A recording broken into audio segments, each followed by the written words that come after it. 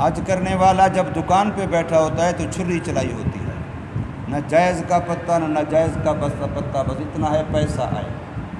تبلیغ والا تبلیغ میں ہے تو بڑا نیک ہے، صف اول کا نمازی ہے، لیکن یہی جب لوگوں کے ساتھ لین دین کرتا ہے، معاملہ کرتا ہے، تو پھر لوگ کہتے ہیں الامان والحفیظ۔ مولوی مسجد میں بیٹھا ہے تو بڑا عبادت گزار ہے، لیکن یہی جب خرید و فروخت کرتا ہے تو پھر ایک ہی بات ہوتی ہے، پیسہ آئے یا پیسہ بچے، پھر جائز ناجائز نہیں ہوتی۔ اس لیے شریعت نے معاملات کی اہمیت عبادات سے زیادہ بتلائی ہے۔ عبادات کا تعلق اللہ کی ذات کے ساتھ ہے، اور اللہ کی ذات بے نیاز ہے، اس کو کوئی ضرورت نہیں ہے۔ پیر ذوالفقار سے دامت برکاتہم کا ایک بیان ہے، اس کے اندر وہ فرماتے ہیں کہ اگر معاملات قیامت کے دن ٹھیک ہوئے، اللہ کی مخلوق کا مجرم نہ ہوا، اللہ کی مخلوق کا حق مارا ہوا نہ ہوا، نہ اپنا نہ ہمسائے کا، نہ اولاد کا، نہ بیوی کا، نہ اپنے ساتھ کاروبار محلے داروں کا، اگر مخلوق کی طرف سے اس کا معاملہ ٹھیک ہوا تو حضرت بڑے وثوق سے فرماتے ہیں کہ میں ذمہ داری سے کہہ رہا ہوں کہ عبادات کی وجہ سے یہ بندہ جہنم میں نہیں جائے گا، اللہ پاک اس کو معاف کر دیں، اس لیے کہ اللہ بے نیاز ہے، وہ کسی کا محتاج نہیں ہے، وہ اپنے حق کے بارے میں بار بار کہتا ہے کہ میں غفور ہوں، میں غفار ہوں، میں رحمان ہوں، میں رحیم ہوں، بار بار اللہ پاک اعلان کرتے ہیں۔ لیکن اگر بندے کا حق مارا ہوگا تو رب کائنات بھی فرمائیں گے یا تو اس کو ادا کرو یا اس سے معاف کراؤ، ورنہ اس کے بغیر میں نہیں چھوڑوں۔ تو اس لیے معاملات کی اہمیت بہت زیادہ ہے، معاملات کا ٹھیک ہونا بہت زیادہ ضروری ہے۔ ہم لوگ عبادات پہ زور لگاتے ہیں، تلاوت بڑی کرتا ہے جی، نفلیں بڑی پڑھتا ہے جی، حج عمرے بڑے کرتا ہے جی، فلاں فلاں نیکیاں صدقے خیرات، مسجدیں بنوا رہا ہے، مدرسے بنوا رہا ہے، بے شک بہت بڑی نیکی ہیں، لیکن اس وقت جب معاملات ٹھیک ہوں، ورنہ معاملات اگر گڑبڑ ہوئے تو پھر یہ نیکیاں بھی کہیں منہ پہ نہ مار دی جائیں۔ اللہ فرمائیں گے تو نے میری مخلوق کو ستایا تو مجھے تیری عبادت کی کوئی ضرورت نہیں ہے۔ اللہ کو مخلوق بڑی پیاری ہے، یقین جانیے اتنا پیاری ہے کہ میں اور آپ اس کا اندازہ نہیں لگا سکتے۔ ایک مکھی کی وجہ سے اللہ پاک ایک بندے کی بخشش کر رہا ہے، ایک بلی کی وجہ سے اللہ پاک ایک بندے کی بخشش کر رہا ہے، ایک کتے کی وجہ سے اللہ ایک بندے کی بخشش کر رہا ہے۔ لیکن اگر کسی نیک سے نیک بندے نے بھی اللہ کی مخلوق پر ظلم کیا ہے تو اللہ اس کی ساری نیکیاں پھینک دیتا ہے، ساری نیکیاں ضائع کر دیتا ہے اور اس کے لیے جہنم مقدر کر دیتا ہے۔ اللہ کو مخلوق بڑی پیاری ہے۔ اللہ فرماتے ہیں الخلق عیال اللہ، یہ مخلوق میرا کنبہ ہے، جیسے تمہیں اپنے کنبے سے پیار ہوتا ہے کہ جی میرا بیٹا، میری بیٹی، میرا پوتا، میری پوتی، میری بیوی، میری بہن، میرا بھائی، میرا ایک کنبہ ہے۔ تو اللہ فرماتے ہیں الخلق عیال اللہ، یہ مخلوق اللہ کا کنبہ ہے، لہذا فاحب الخلق، اللہ میں سے، مخلوق میں سے اللہ کو محبوب اور پیارا وہ ہے جس کے دل میں اللہ کی مخلوق کا پیار ہے۔ اللہ کو مخلوقات میں سے پیارا وہ ہے جس کے دل میں اللہ کی مخلوق کا پیار ہے۔ لیکن یاد رکھو، جس کے دل میں اللہ کی مخلوق کا پیار ہوگا وہ مخلوق کو خدا کا نافرمان دیکھ کے چین سے نہیں بیٹھ سکے گا۔ میرے دل میں میرے بیٹے کا پیار ہے، اب میرے بیٹے کو آگ میں پھینکا جا رہا ہو یا وہ خود ہی آگ میں اپنے آپ کو خودکشی کے لیے جلا رہا ہو، بتاؤ میں سکون سے بیٹھا رہوں گا؟ مجھے بیٹے سے پیار ہے، میرا بیٹا آگ میں جلے، میرا بیٹا آگ میں کوئی اور پھینکے یا وہ خود جائے، کیا مجھے سکون آئے گا؟ قطعاً نہیں آئے گا۔ اگر مجھے بیٹے سے محبت ہے تو بالکل ایسے ہی جب میرے دل میں اللہ کی وجہ سے اللہ کی مخلوق کی محبت ہوگی تو کوئی ایک مخلوق بھی اگر ایسا کام کرے جس کی وجہ سے وہ جہنم کا ایندھن بنے تو مجھے سکون کہاں آئے گا؟ پھر کوئی مخلوق اگر ایسا کرے مجھے سکون نہیں آئے گا، اور اگر میرے گھر کے بندے کریں پھر مجھے سکون کیسے آئے گا؟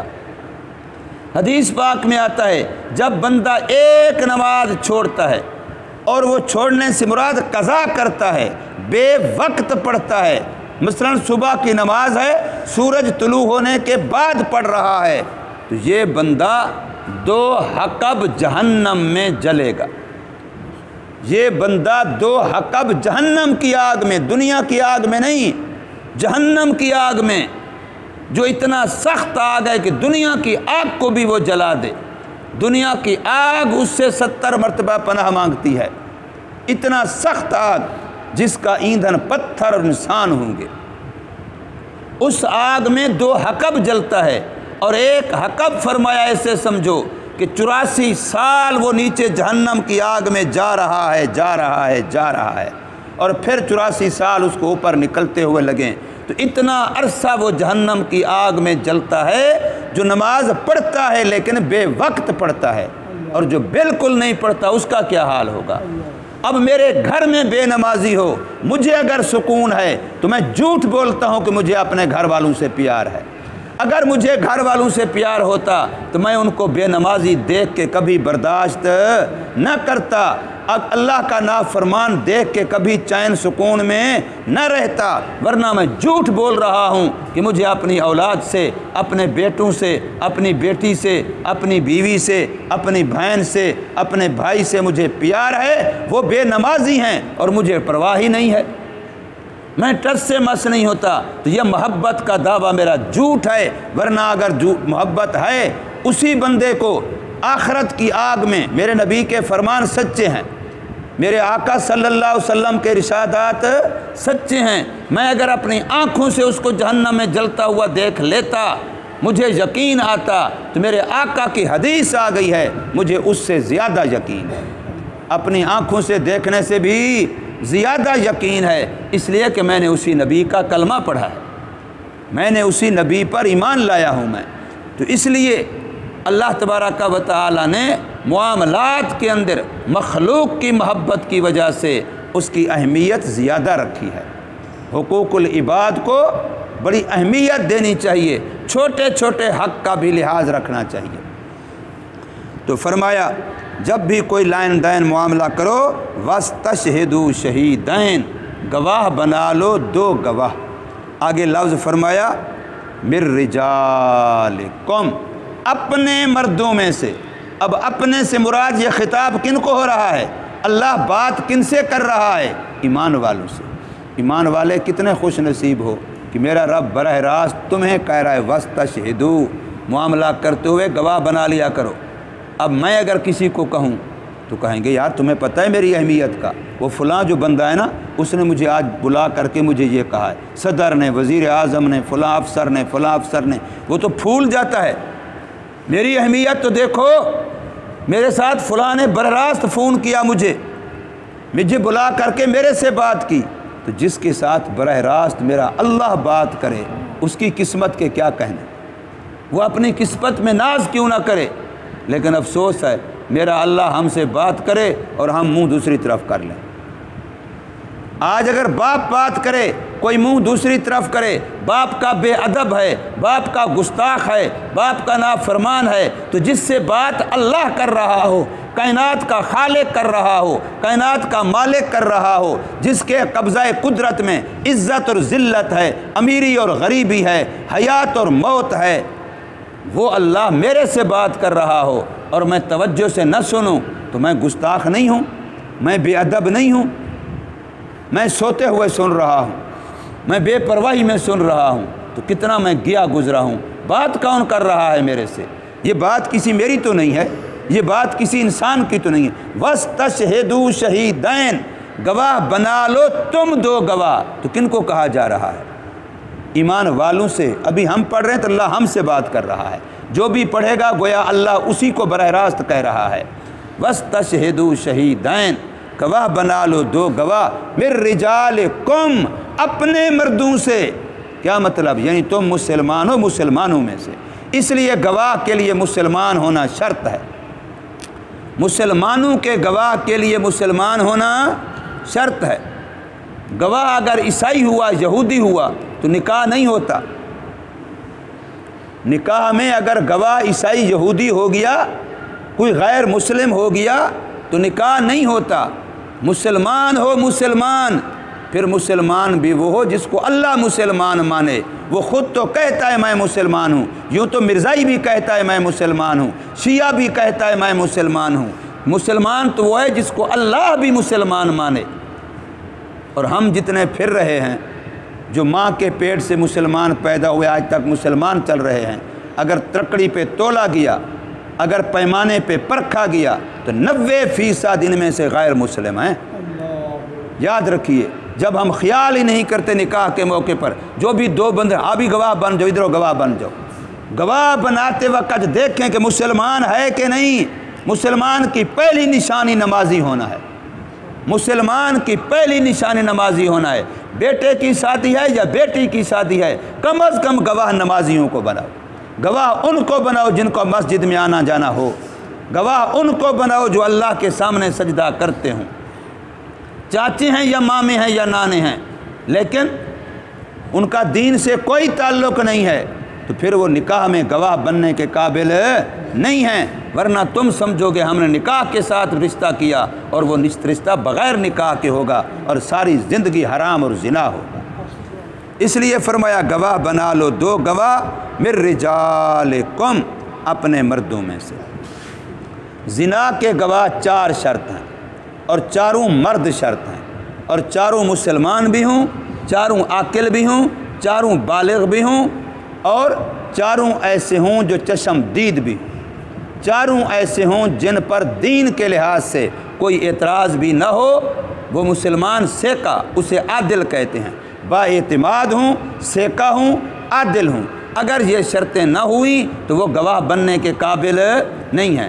زنا کے علاوہ باقی تمام معاملات میں 2 گواہ کافی ہیں، لیکن اگر معاملہ حدود اللہ کا ہے تو پھر دونوں مرد ہونا شرط ہے۔ کوئی ایک بھی عورت حدود میں گواہ نہیں بن سکتی۔ اور اگر حدود اللہ کے علاوہ باقی لائن دین معاملات ہیں تو ان میں 1 مرد، 2 عورتیں یا 2 مرد گواہ ہونا ضروری ہے۔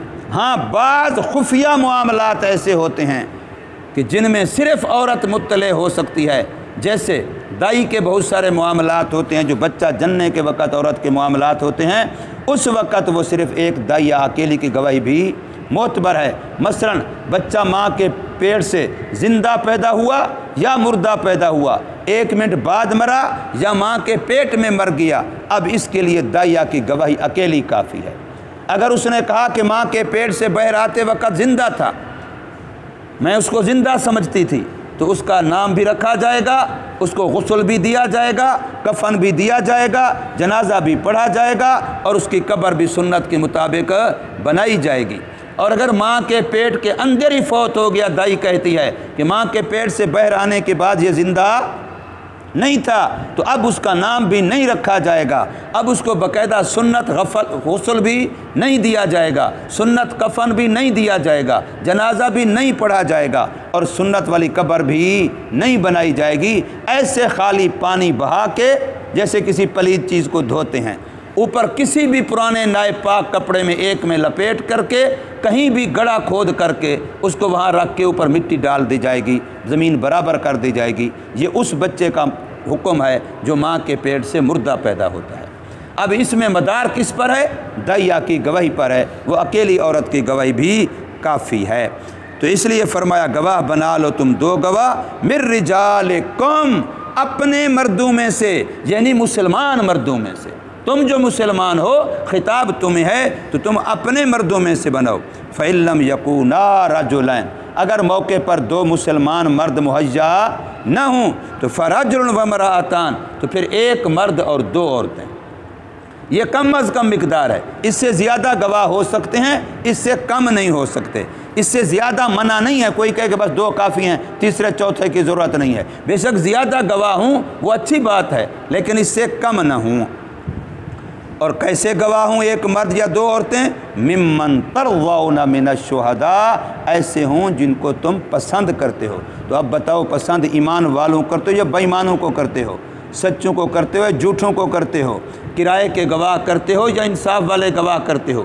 آج کل ہماری عدالتوں میں کرائے کے گواہ بیٹھے ہیں، کچہریوں مستقل بیٹھے ہیں، جن کا دھندا یہی ہے، ان کی روٹی یہی ہے، ان کا کاروبار یہی ہے، اور جی ہم تیار بیٹھے ہیں، کون سی گواہی دلوانی ہے؟ جیسی چاہو وکیل پٹی پڑھا دے گا اور وہ گواہی دے دیں گے۔ مسلمان عدالتوں میں، کلمے کے نام پہ بنے ہوئے ملک میں، لاکھوں شہادتوں پر بنے ہوئے ملک میں، یہ قانون کس کا ہے؟ انگریز کا ہے، جس سے تم کہتے ہو کہ ہم نے آزادی حاصل کر لی ہے۔ تو فرمایا ممن ترضون من الشہداء، ان میں سے جن گواہوں کو تم پسند کرتے ہو۔ دو عورتیں کیوں شرط ہیں؟ اس لیے کہ حدیث پاک ہے، عورت ناقص العقل بھی ہے اور ناقص الدین بھی ہے۔